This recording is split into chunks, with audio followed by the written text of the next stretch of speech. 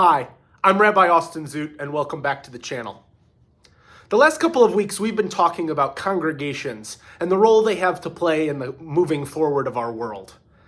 And I want to take a pause for a moment, because instead, I want to take a look at the world around us.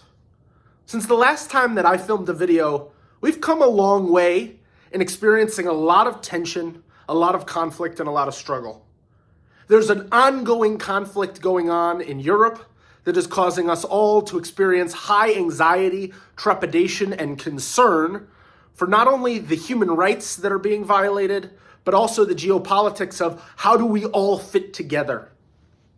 The CDC made an announcement this week that tells us how to engage with the pandemic in a slightly different way and asks us to continue to think about, are we in a post-pandemic world? I don't think so. But what does a post-pandemic world look like? There are any number of issues that are being asked of us. And I want to comment on something that I see over and over again on social media. It's the idea that any silence on this subject, any subject, is complicity. And the idea that complicity is violence. This is a very common expression, and frankly, most of the time, many times, we have Jews to thank for that expression. Jews are the ones, at least in the 1940s and 50s, who continued to say, because of the inaction of so many in our world, it was Jews that were put to get death as part of the Holocaust. It was Jews who suffered the consequences because people were unwilling to step out of their own comfort and their own ease in order to make life better for us. That's a powerful statement. It leads people like Abraham Joshua Heschel and Elie Wiesel to make comments with similar themes. The theme over and over again is, if you stand by and watch the powerful abuse the powerless, then you are a part of the problem, not the solution.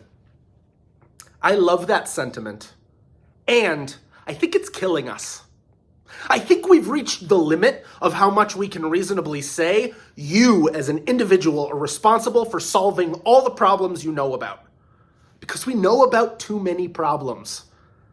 I'm not an epidemiologist. I'm not a political scientist. There are very limited resources that I can offer someone in Ukraine who's experiencing the invasion. But what I can do is I can work on the things I can work on. I can provide kindness and I can provide support however is best. I can do all that I can to make sure that my resources aren't shut off from others without ensuring that I give all of my food away to the point of my own starvation.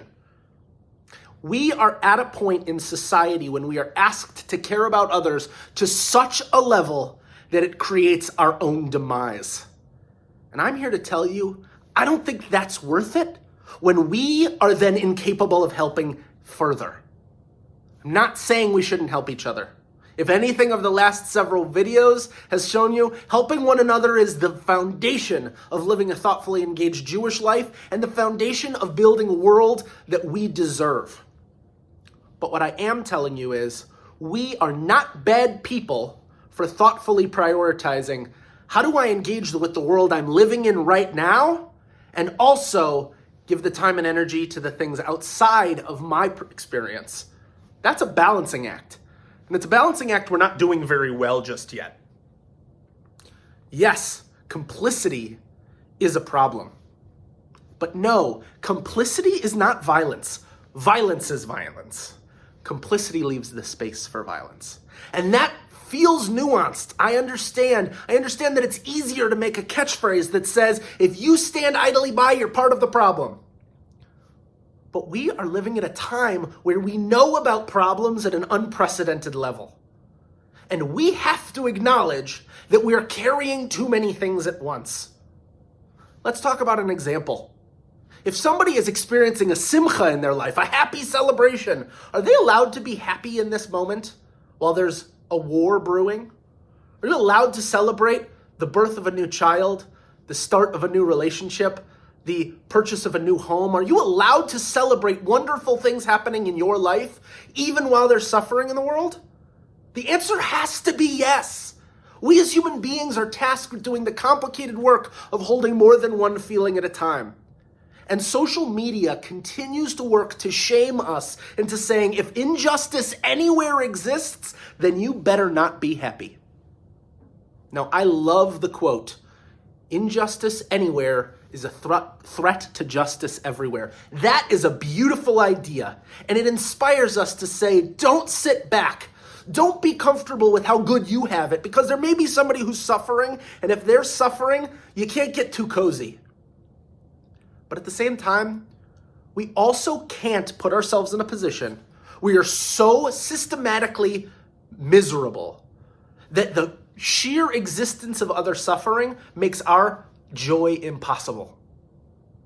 We can hold both of those feelings at the same time. We are entitled to feel the complexity of our own feelings.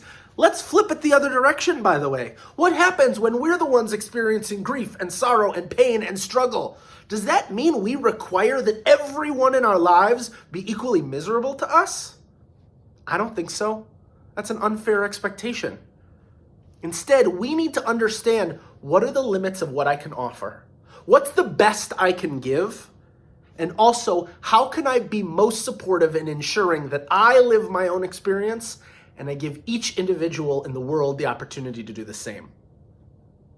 We are carrying so much right now. We feel personally responsible, or I'll speak for myself, I feel personally responsible for, we're living in a world that is experiencing war and conflict. That pains me. We are living through a time where a pandemic is causing some people to find themselves on the outskirts of society. Those people who cannot maintain their safety enough to enjoy the rights of going out without a mask and without a vaccine. We can't leave them to be forgotten. We can't just accept that some people won't be able to live their lives amidst this pandemic. And yet, we also have to ensure that in the process of giving our empathy to others, we don't so exhaust our tank that we wind up empty shells of ourselves. It is not selfish to be selfish. Let's play with that for a minute. It is not selfish, the pejorative, the evil word that we use. It is not cruelly selfish to say, I am included when I say everybody deserves the right to be happy.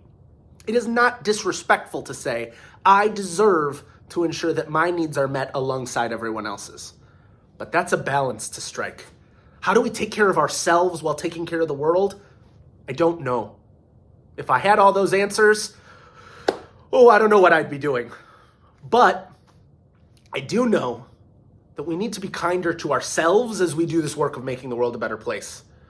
Because when we abuse ourselves and we make ourselves feel so bad for the work we can't do, it actually cuts off our ability to do the amazing work we can and we should do. So this is my invitation to you.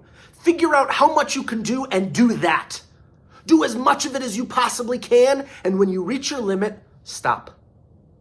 If you're sitting there in your feelings today and you're thinking, why haven't I personally solved the Ukrainian-Russian conflict? Then we've gone too far. Because there's no person who can really solve one huge conflict like that. If you're sitting there thinking, why can't I care enough to end, racism? There's a limit to how much any one person can do. But it's the fact that we care, the fact that we keep engaging, the fact that we keep putting in our best effort that will allow us to have the stamina to actually see meaningful and impactful change. If we don't take care of ourselves along the way, we won't accomplish our goals because one last-ditch effort won't get the job done, but we'll also lose our ability to continue the fights that need to be fought. It is a complicated time. It is a stressful time. And it is a time where being a good person might be as complicated as I can ever remember. Give yourself some permission to be a work in progress. Give yourself some permission to be three-dimensional as a human being.